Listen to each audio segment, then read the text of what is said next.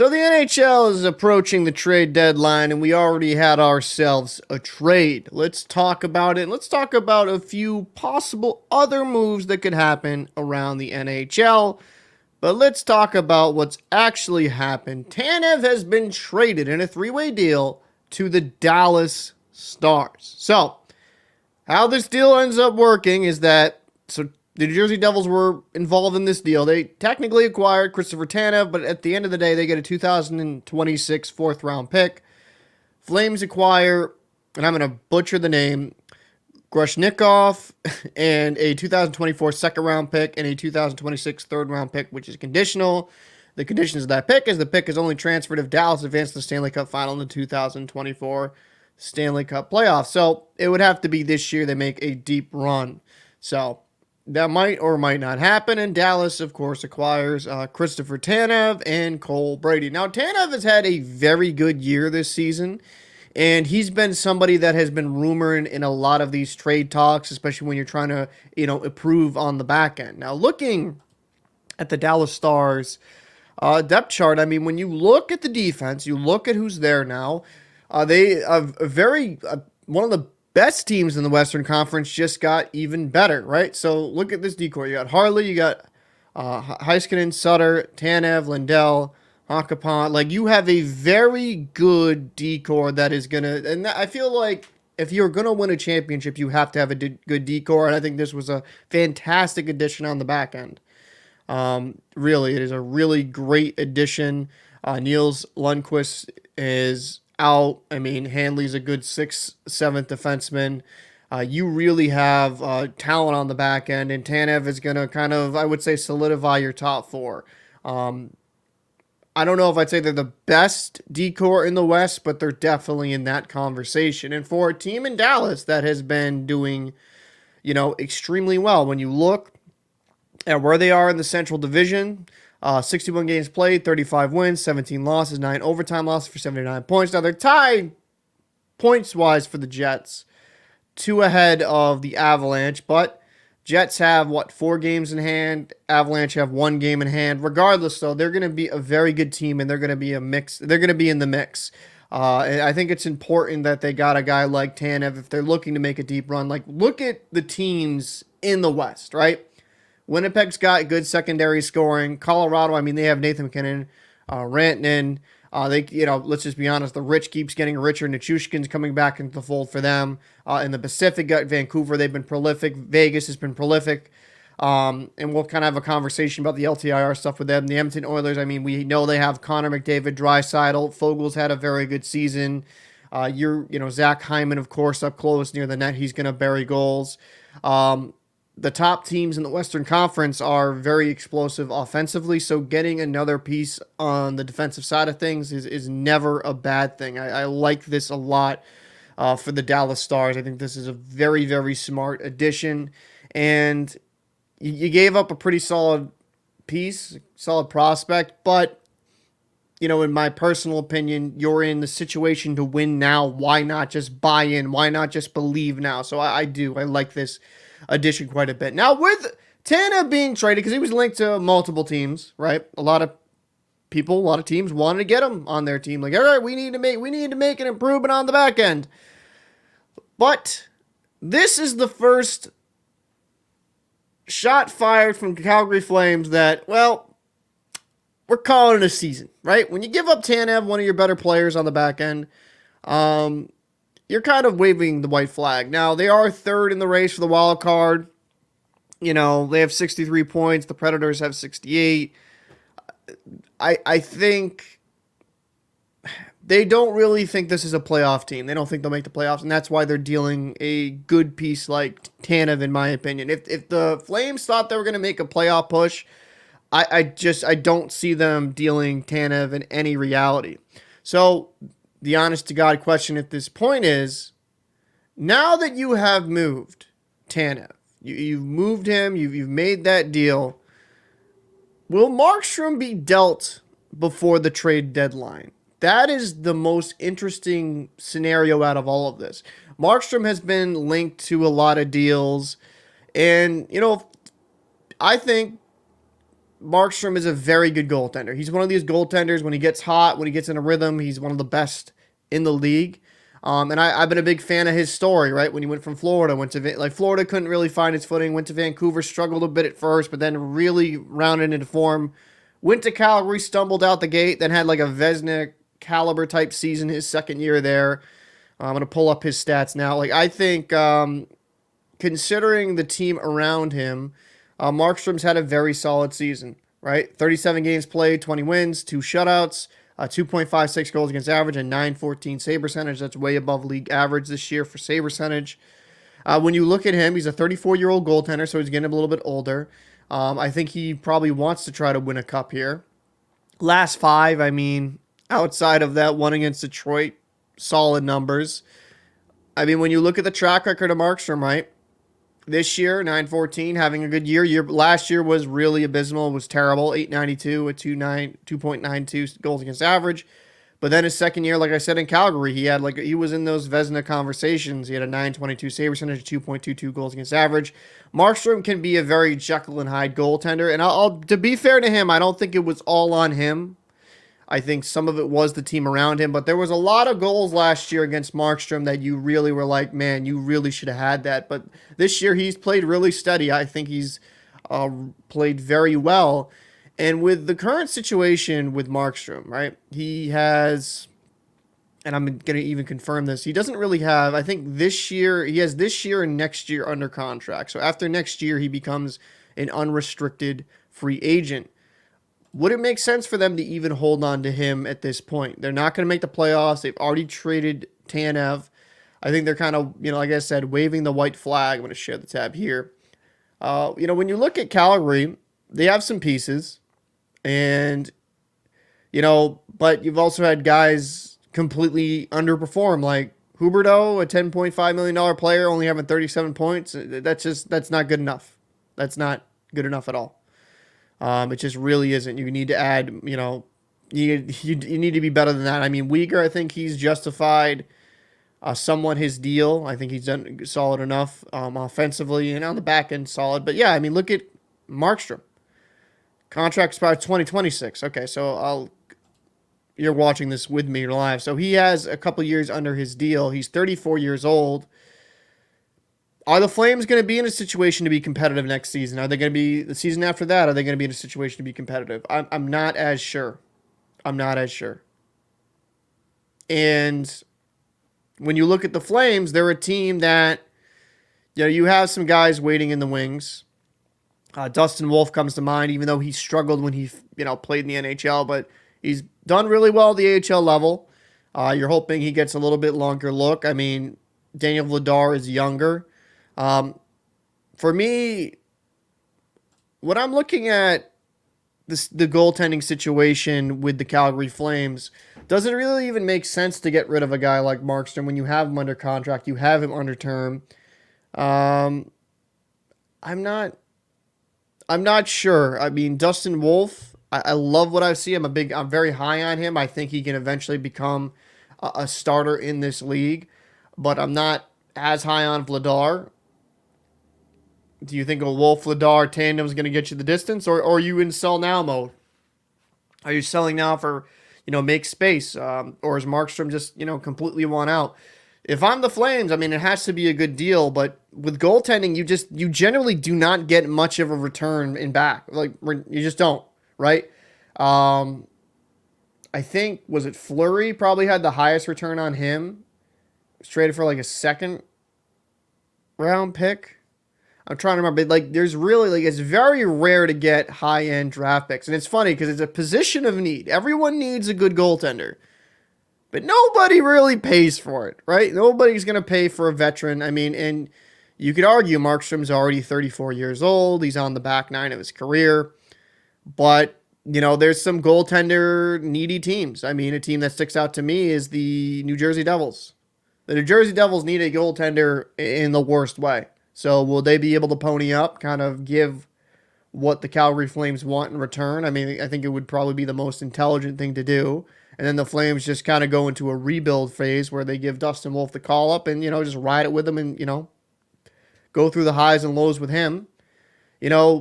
this might be a funny team to say, but I think the Colorado Avalanche, I mean, they're a team that Georgiev has statistically been kind of like not that great this season. He's gotten wins, but it's been more of the product in front of him. I think the Avalanche, are a team that could definitely need a goaltender. I mean, there's a lot of goaltender needy teams when you look around the league, and a guy like Markstrom, it just depends. Will a team be willing to give up what the Flames want? And are the Flames going to be reasonable with their asking price? Are they going to ask for like a second or a third round pick? It really depends. I mean, he's a big goaltender, 6'6", and when he's locked in, he's really freaking good. So for a playoff team that's a goaltender away, I do think it makes the most sense to at least acquire and see what they would want for him, honestly, at this point. So, last subject here. Will UC Saros stay in Nashville? Will he stay? So, statistically, this is UC Saros has been a workhorse for the Predators. But this year, a little bit of a dip, right? Usually in the Vezina conversation, but in 47 games played, he's played a lot of games. 24 wins, 2 shutouts, 2.91 goals against average, a 905 save percentage. I mean, that's not UC Saros numbers, right? He's a shorter goalie. He's 5'11", which is hilarious because I don't think 5'11" is that short. Cutting deep later. But last 5, he's looked really good. 4 of it, last 5, had a 920 or above save percentage. We're not counting Dallas because that's, let's say, the last 4 games. But if you look statistically this year in comparison to last year before, he's definitely taken a dip statistically. It's not as, the numbers aren't as spectacular. And I would argue even in those 9-18, 9-19, you look at those like, oh, that's not crazy. But I mean, the amount of games, look at the amount of games, like 67, 64. Like this guy has been the workhorse, the guy. And do I think he's dropping off physically? I don't think we've gotten to that point. I wouldn't want to go that far. He's only 28 years old. I mean, heck, we've seen in the NHL goaltenders hit their prime at 28. I think UC Saros is a very good goaltender just in a situation that he's having a little bit of a down year, right? And when you look, I think this is going to be the biggest thing here, right? When you look at the wild card in the West, right? The Nashville Predators are in the second spot. 60 games played, 33 wins, 25 losses, 2 overtime losses for 68 points. I don't think he's dealt. I don't think Trotz deals him at all. If they're in a wild card spot, they want to give this chance. They want to give this team a chance to be successful in the playoffs, right? Nashville has been one of these teams that has had this identity, for so long. Like I think even since Trotz was coaching him, seems like 15 years at least of a defensive first identity. And now there's question marks to me. Do they have enough offensive firepower? That's a true question, but you never know. A goalie gets hot, like we saw it last year with Bobrovsky. Even though he had a very good supporting cast, Bob got hot. He took them to a Stanley Cup final. Aiden Hill got hot for the Knights. They go to a Stanley Cup final. When I'm looking, though, at this Nashville Predators team, I think they're a solid team, right? You got Forsberg, you got O'Reilly, Nyquist. Forsberg with 60 points in 60 games played. O'Reilly with 49 points in 60 games played. Definitely justifying that contract he got. But the secondary scoring, I mean, you got Sissons, you got Novak, Evangelista. Like you got some solid depth scoring, but to me, offensively, they're not like one of the top tier teams. They're just kind of average at best. Now on the back end, I mean, you got Yossi, who, let's be honest, that guy is a point producing machine. McDonough still doing his thing. You got a solid decor, right? Farbro, Luke Shen. I mean, I think that's a solid top 4. Luke Shen, I think, is more ideal, in my opinion, as your third pairing guy. I think they have 3 defensemen are third pairing kind of defensemen. Luke Shen, if you just look at time on ice, he's clearly been the least minutes played defenseman, so he's been more in that bottom pairing. I don't think the defense is as deep in years past for Nashville, but they're I would say probably about average, above average decor. when I look at the Predators, and this is the honest conversation you can have because Saros' contract does run out. It goes through the end of next season. He's making $5 million per year. You have Askarov waiting in the wings. Is it time? This is where you can kind of ask yourself, is it time to maybe move a guy like Saros where you know that this team right now really isn't a true contender?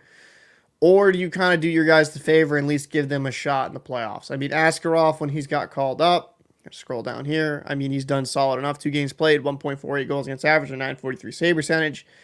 Askarov is only 21 years old, so it's a lot to ask of a young goaltender. But he has all the stuff you'd want. He's a 6'3" goaltender. He has a lot to him. And I could understand why a lot of fans are excited for his future in Nashville. But will he stay in Nashville? Ultimately, I think he does because I just don't think goaltenders, especially before the trade deadline, they don't really you don't get a lot of much, you don't get super value for them. Now, I could argue if a team is willing, like, the Devils, like a team is willing to give up the farm, give up quite a bit of pieces to acquire a guy like Saros. When you have a guy like Askarov waiting in the wings, yes, you make that deal. That would make the most sense for the Predators because you have your goalie of the future. You're not really a true Stanley Cup contender. Might as well try to deal a guy in his prime, quote unquote, and get as much as you can for him. That's kind of my honest perspective on it. I don't think it happens. I think because they're in that second wildcard spot, Nashville's not going to just deal Saros. There's even been reports saying that unless they fall off a cliff, they're not dealing him. And I think you're going to get more value for a guy like Saros in the offseason. I'm not saying the market's going to go up to where he demands like multiple first-round picks, but you should get more for him in the offseason with a team that's like going into it like, okay, wow, we're just a goaltender away. We need that guy, and we believe Saros could be that guy. So before leaving off this video, this has actually been kind of fun. I usually don't do long-form content like this. Quick audible. Stuart Skinner and the Edmonton Oilers, because that's a team I have noticed that some people say that they need a goaltender. They don't believe in a Stuart Skinner and Calvin Pickard tandem. So this is how I look at it. The Oilers have a very good team. I think they've definitely rounded into form compared to the beginning of the season. I've made multiple videos really praising their defensive structure. They're just playing a lot better. Now, the goaltending has hit that cold streak, but I do think Stuart Skinner will be able to get out of it. And Calvin Pickard, to me, has always been kind of like an average to below average NHL backup, so I'm not as surprised. Should the Oilers try to make a splash for one of these available goaltenders like a Markstrom or Saros? I mean, if they could, but with their cap situation, it's going to make it very difficult for them to do so. And I think with a lot of these teams, you're just stuck with what you got. Maybe if this was next year where there's going to be a little bit more cap and people had a little bit more flexibility, I could see something happening. But in my personal opinion, unless teams are willing to give up quite a bit for one of these goaltenders. I mean, I know Ullmark's been rumored in some trades because of, Jeremy Swayman and the RFA, and you got Bussy and you got DiPietro down in the AHL. But I just do not see that happening in the regular season. That will probably be more of a deal that's facilitated in the offseason because you have more time, and I think teams will have a better clarity of truly what their team are, right? And I think with a lot of GMs, they don't want to just make a knee-jerk reaction, just do a full buy-in now mode, and then do something that they regret later. So I think, will the Edmonton Oilers switch their goaltenders? No, I don't think that's the case. I think it would behoove them to do so. I think it would be a great idea if they could bring in like a goaltender like a Saros, like a Markstrom, which I don't think the Flames would deal Markstrom. I don't think they'd deal him to the Oilers. I could be wrong there, but who knows? But yeah, I mean, if they could make an upgrade, make it. I don't know if they're willing to give up the pieces needed to facilitate that type of trade. But I'd like to know your thoughts down below in the comment section. Did you enjoy this type of video? I had a fun time making it, something a little bit different. and allows me to kind of expand my thoughts. And if the audio chops a little bit at times, you can blame StreamYard, because I found out they did an update, which on Google Chrome, which I record this on through a program, it causes it to be choppy at times. It's something they're working on. So thank you, StreamYard. Thank you for doing that to me. So I am have to ball for the locker room. I'm excited to see what the trade deadline, what happens then, and I'll see you in the next one.